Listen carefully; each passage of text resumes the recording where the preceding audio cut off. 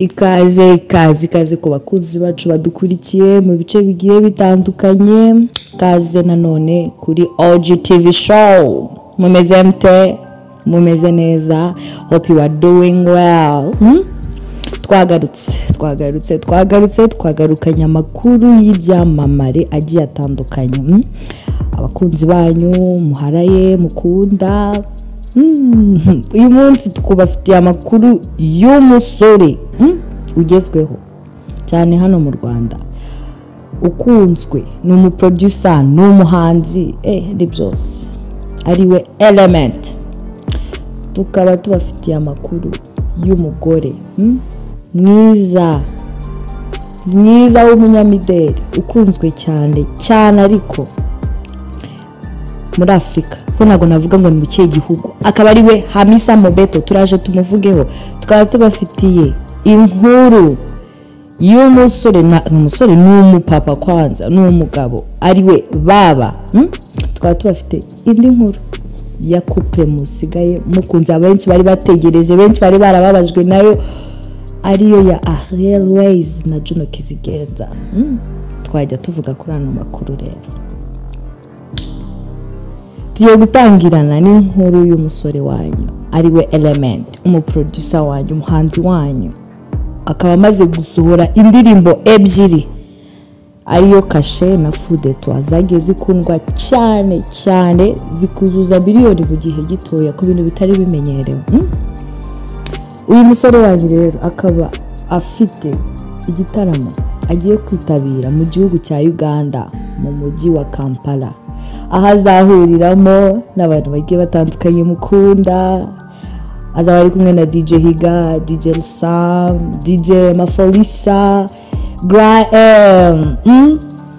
benshi baramuzi, ni umukomedie, baramukunda cyane kubera physical appearance yiwe, indeshyo yiwe, kunagaragara. Azaba hari DJ Higa, baramukunda, umukobwa uzi kubyina cyane, umukobwa yageze kuri stage abantu bakuramo amashati. Turamuzi ibintu yagiye akora mu gitaramo cya Rema. Hakaba harimo DJ Mafolisa, muramuzi, from South Africa, muramuzi, yagiye akora indirimbo nyinshi zitandukanye, amamixi, umva nawe azaba hibereye. Tukaba tubafitiyemo rero n'uyu mugore wanyu, uno mufiyemere w'ubwiza w'ikimero, ariwe hamisa-mobbetto. Uyu mugore akaba afite n'amafoto aherutse gusohoka yerekana umukunzi we mushya, nyuma yuko bivugwa ko amaze gutandukana na Rikiloso. Akuba ubungubu ari mu rukundo n'umusore umucuruzi witwa Kevin Zoax. Mu gihugu cy'Ubushinwa bakaba bameze neza, bari kurya ubuzima. Nawe azaba hibereye nk'umunyamideli from Tanzania. Ko mutagura amatike, yego kiyange yagezeyo. Ahantu hazashya pe, hazaca wambaye. Abakunzi ba Element, abakunzi ba Hamisa, abakunzi b'umukomedie abakunzi ba DJ Mafolisa, abakunzi b'umubyinnyi DJ Higa ndetse na Rusamu, muzabe muhari. Tukaba twakomeje n'inkuru yacu yindi.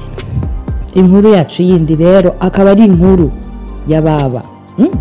Baba, reka mwite baba kuko niryo zina tangiza no mu ndirimbo ye. Uyu nguyu rero akaba afite album ye agiye kuvugurura. Iyo vuze kuvugurura bivuze ko iba yarabayeho mbere, ariko akaba ari utunagenda yongeramo, cyangwa se indirimbo yagiye kongeramo. Iyo album ikaba irimo indirimbo, izi ndirimbo n'umuriro. Hano harimo indirimbo yitwa Slay Mama. Iyi ndirimbo niyo ntegereje kuri no album. Hakaba harimo indirimbo yitwa Kwaje. Akazamo indirimbo yitwa Baba. Ari naryo zina ry'ino album, Baba cyangwa Baba, sinzi uko mubisoma nuko mubivuga, ngiye nuko nguko. Akaba harimo n'indi ndirimbo yitwa Mbega Byiza We. Oh my god, iyo we niyo yishizeho, ariko Mbega Byiza We ko biri kose ni nziza. Akaba nayitangiza indirimbo ziri kuri album yiwe, ikaba itegerejwe n'abantu benshi. Hope ko ino album muzayisupportinga, muzayigura muri benshi.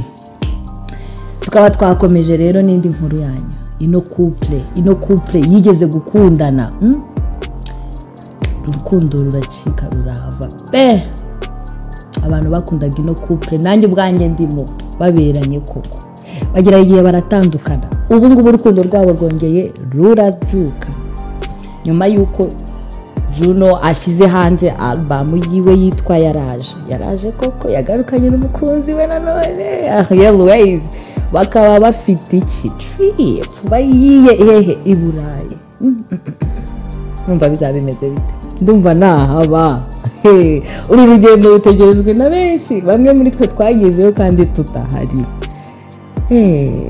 kabisa abantu bari bakumbuwe mva abakunzi banyu turahangaha pe abantu mufollowinga Juno abantu mufollowinga ariel-wayz umva muzabe muri updated kuri ano makuru kuko ano mafoto azaba hari njyewe ndayategereje ndikumva bizaba bidasanzwe